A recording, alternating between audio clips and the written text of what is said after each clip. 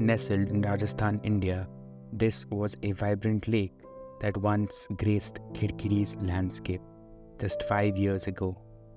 Today has become a stark reminder of a changing world.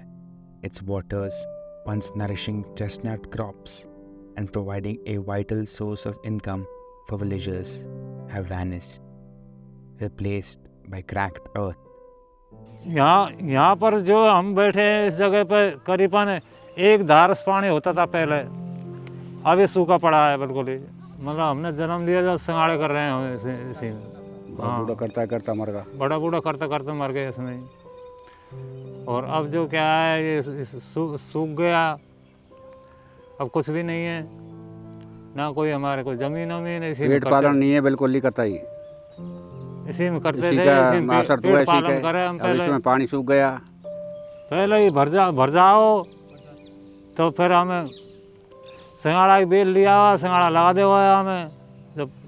जब फसल हो जाओ, जब बच्चा नु पेट पालन हो जाओ।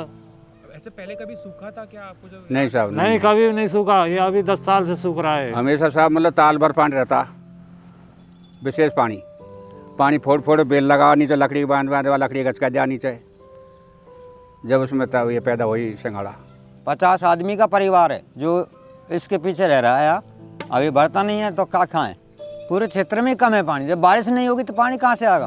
हमने सपने में भी नहीं सोचा ऐसा कि ऐसा हो जाएगा, लेकिन क्या है परमात्मा की लीला है। तो बरसात नहीं हो रही तो पानी कहाँ से आएगा? ये तो सूखा ही रहेगा।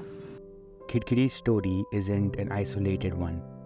Desertification, the persistent degradation of dryland ecosystems is spreading, posing a major threat to communities and ecosystems worldwide. Nearly half of the world's landmass is vulnerable to desertification, impacting around 2 billion people, particularly in developing countries like India. Rising global temperatures accelerate evaporation, leading to increased droughts in some areas like Khidkiri. Shifting weather patterns and erratic rainfall further disrupts the delicate water balance, worsening the impact of desertification. पहले बरसात अच्छी होती थी तो water level भी ऊपर था, तो पानी लेने में नीचे से भी मिलने में सुविधा होती थी, टाइम पे बरसात भी हो जाती थी। अब पानी जैसे जैसे बरसात कम हो रही है, वाटर लेवल नीचे जा रहा है, तो अब तो पानी लेने में दिक्कत आती है, काफ़ी खर्चा भी बहुत होता है। ये बदलाव 5-10 साल से चालू हो गया है, जब से बरसात कम हुई है। मानसून भी टाइम पर नहीं आता, टाइम बे टाइम में आते हैं मानसून भी। तो खेती तो हमारी मानसून के ऊपर ज़्यादा आधारित है, तो वो सही नहीं हो पाती। तो आपने पूरे ज़िंदगी में पहली बार ही देखा कि इतना बदलाव हो रहा है? हाँ, पहली बार ही इतना बदलाव था। तो इससे पहले कभी पानी कम हुआ था ऐसा कुछ? पहले तो बहुत अच्छा पानी था, बरसात भी अच्छी थी पहले तो पानी पर्याप्त था, अब कम पड़ गया। पहले पर्याप्त पानी आ तो हम खेत में 4 बेर दे लिया, 5 बेर दे लिया, 6 बेर दे लिया तो अच्छी खेती हो गई। अब पानी कम पड़ गया, अब मुश्किल से 4 पानी दे पाएंगे, खेती हल्की हो गई। Studies suggest a 7.6% loss of forest cover in the Aravalli Hills, which acted as a natural barrier, now allowing the desert to creep towards regions like Khidkiri. The eastward change threatens fertile lands, disrupts ecosystems, and jeopardizes the livelihoods of countless communities.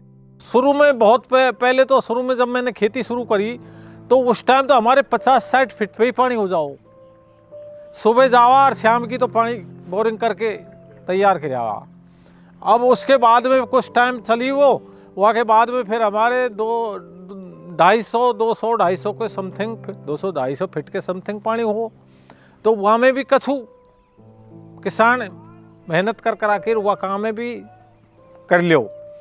अब इतने घेरा गया कि 500 और 700 और 1000 और 1100, अब किसी के बस की बात, जो किसी के पास पैसा है तो वही बोर लगवा सकता है, गरीब आदमी पे बोर नहीं लग रहा है।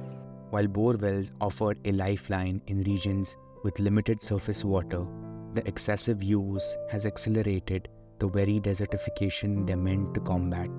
This creates a precarious tightrope walk for communities struggling to balance short-term needs with long-term sustainability. तो आजकल कितना महंगा है पानी निकालना? हाँ 10 लाख रुपए का लगभग पड़ जाता है, बोर वगैरह से सबसे। कनेक्शन, बिजली का भी कनेक्शन बहुत महंगा है, यूनिट काफ़ी महंगी है। तो नीचे से गहराई से पानी निकालते हैं तो फिर लाइट भी ज़्यादा खर्च होती है, तो हमारा बिल भी ज़्यादा आता है। भाई लगभग 70% लोगों का नुकसान होता है। सबके पास पैसा है नहीं है, टाइम पे खेती होती नहीं है, तो लॉस ही लॉस है उनका। तो अभी कितने लोगों के पास बोरिंग होगा यहाँ पे? 25%। और बाकी जो जिनके पास अभी बोरिंग नहीं कर सकते वो क्या करें? वो किसी से पिलाई, पैसे दे के पिलाई पे पानी लेवें। पिलाई महंगी है। अब तो हमारे पीछे सरकार भी पड़ गई, राम जी पड़ गो। बहुत सा किसान तो फिर वह खर्चा ही जब वहन नहीं होए, खेती कर खेत बंजर पड़े रह जाए, क्या करें। The culprit lies in overpumping.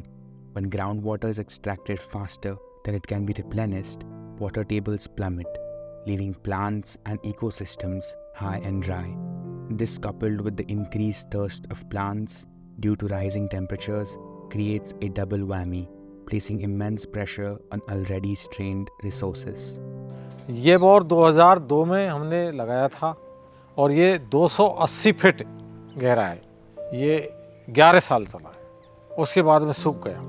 अभी आज भी सूखा ही पड़ा हुआ है। बोर तो हर घर में था, पर अब ऐसा सूखा हुआ बोर ज़्यादा है, तैयार चला हुआ बोर बहुत कम है। 25% ही तैयार है, बाकी और 75% बोर सूख गया।